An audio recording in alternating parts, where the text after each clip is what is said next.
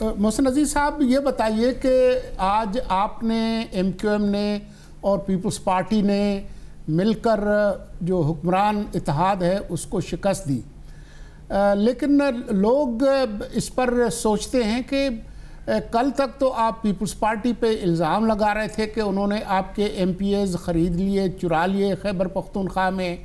M Q M Peoples Party پہ الزام لگا رہی تھی کہ انہوں نے سندھ میں ان کے ساتھ زیادتی کی، ان کے ایم پی اے توڑ لیے۔ تو یہ ایسا کون سا گلو آیا جس نے آپ تینوں کو جمع کر دیا؟ بسم اللہ الرحمن الرحیم۔ دیکھیے، سب سے پہلے تو میں یہ بتانا چاہتا ہوں آپ کو کہ جو بلوچستان کے جو اصحاب تھے، جو سینیٹر صاحبان تھے، ان سے سب سے پہلے ان کو نامینیٹ کرنا یا ان کو یہ کہنا کہ you will be our candidate, یہ سب سے پہلے تحریک انصاف نے کہا تھا ان کو، اور تحریک انصاف نے ان کو اختیار دیا تھا کہ جو ہے آپ اپنا لے کر آ جائیں چیئرمین، ہم آپ کا ساتھ دیں گے، اور اگر آپ نہیں چاہتے اور نہیں کرنا چاہتے تو پھر ہم جو ہے اس سلسلے میں ہم اپنا جو ہے ایک کینڈیڈیٹ کھڑا کریں گے، اس میں بے شک ہم ہار جائیں۔ لیکن ہمارا ایک اصولی سٹینڈ تھا ان کے ساتھ ڈے ون سے۔ اب یہ بات تھی، ہم نے جو سٹینڈ لیا، ہم نے اس وقت کوئی زیادہ سیاست کی طرف نہیں دیکھا، ہم نے محرومی کی طرف بھی دیکھا، اور ہم نے یہ بھی دیکھا کہ بلوچستان کی جو محرومی ہے اس کو کس طریقے سے ایک طریقے سے دور کیا جا سکتا ہے۔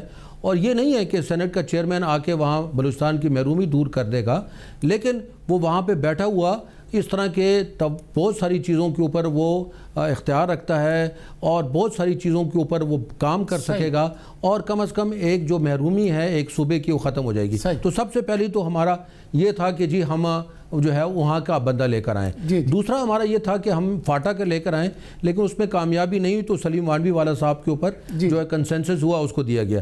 بات یہ کہ جو یہاں پہ اب جو بات کی جا رہی ہے کہ جمہوریت ہار گئی، جمہوریت کس کو کہتے ہیں؟ جمہوریت اگر ووٹ کو کہتے ہیں تو اس میں ہار کیوں گیا، جیت کیوں کیسے گئے؟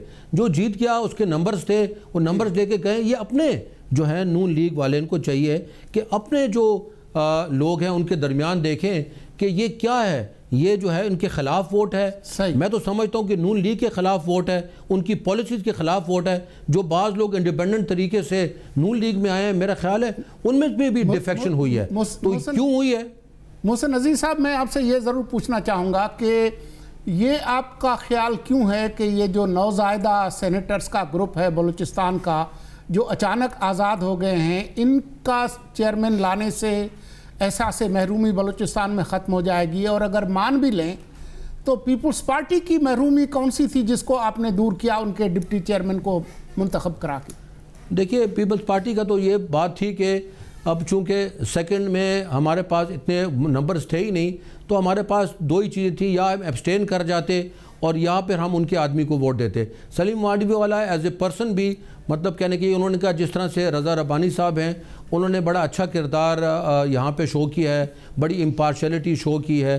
میں سمجھتا ہوں اسی طریقے سے یہ کردار جو ہے سلیم وانوی والا صاحب نے بھی یہاں پہ سینٹ میں شو کیا ہے، اسپیشلی جو ان کی فائنانس کی کمیٹی تھی اور جو ان کے پاس تھی، اس میں بڑا اچھا انہوں نے کردار پیش کیا۔ اس سے آپ متاثر ہوئے؟